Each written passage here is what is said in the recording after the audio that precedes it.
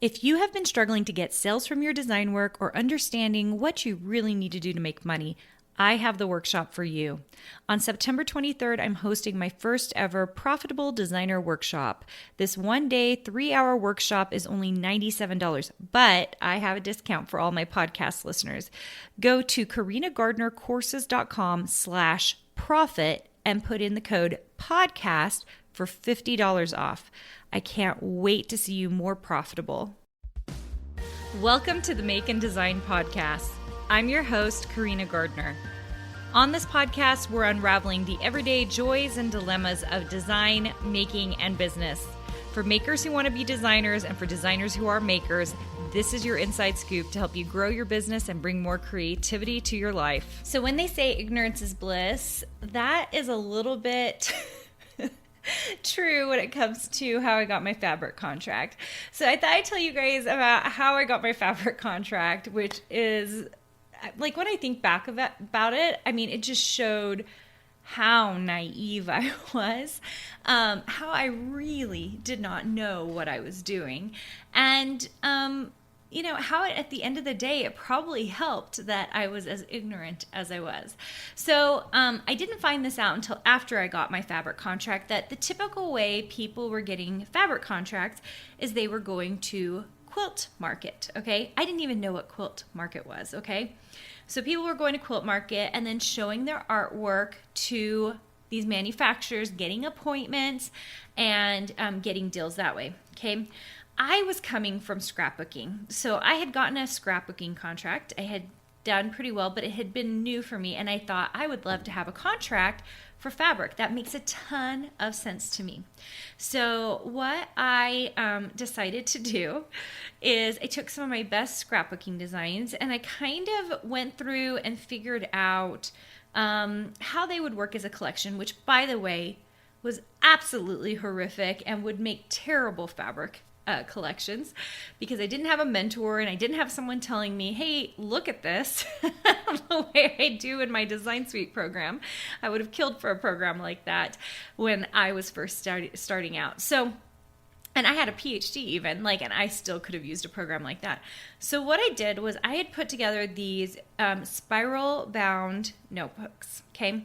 So these great big notebooks, and I put so many designs in them, so many. If I was a creative director and I saw these, I just don't even know if I would have even thumbed through it. They were so big. I made 20 of them. I had 20 of them printed.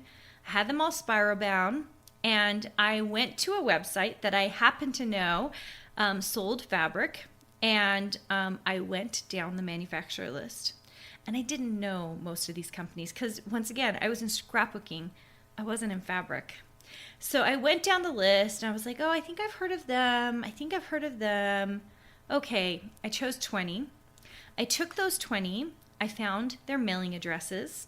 I just searched and searched and searched online. I don't know that they all went to the right places, you guys. But I took them all, made little mailers, and mailed them out. Mailed out 20 of these, okay? I do not recommend this, you guys. So I got a few rejections.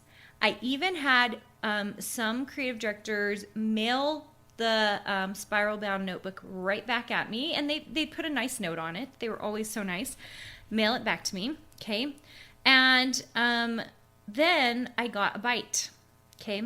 And the bite was from an art director at Northcott, okay? So I was very excited. Northcott really was producing not my style of design. And so that's why they were interested in me. Not because I had produced a good collection, you guys, but because I had a look that they didn't have, okay?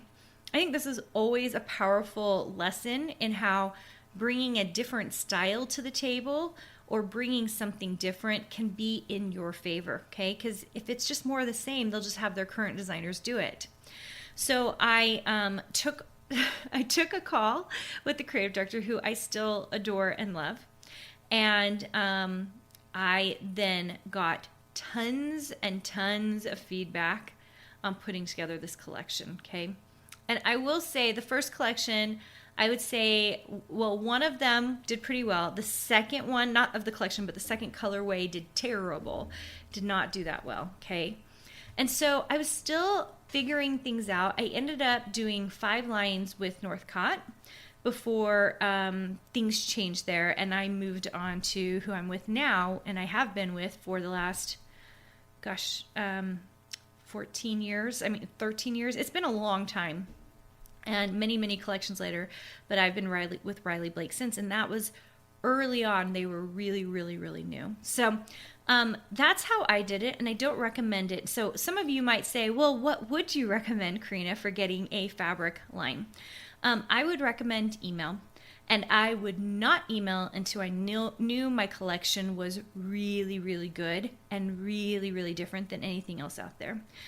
So often I see people who want to become designers and they submit their stuff and it's just not good enough, and then they get really frustrated and feel like they can never submit a collection again, which is not true. Sometimes for creative directors, it's just about timing. So feel free to submit again. They're always looking for new artwork, but make sure your artwork is good. Well, and you might say to me, well, Carina, how will I know if my artwork's good? Well, you got to get advice from someone who has done it before. That's usually how you do it. Hey, did you know that you can visit me at makeanddesign.com to learn more about this podcast and join my VIP group for weekly freebies? I can't wait to see you there.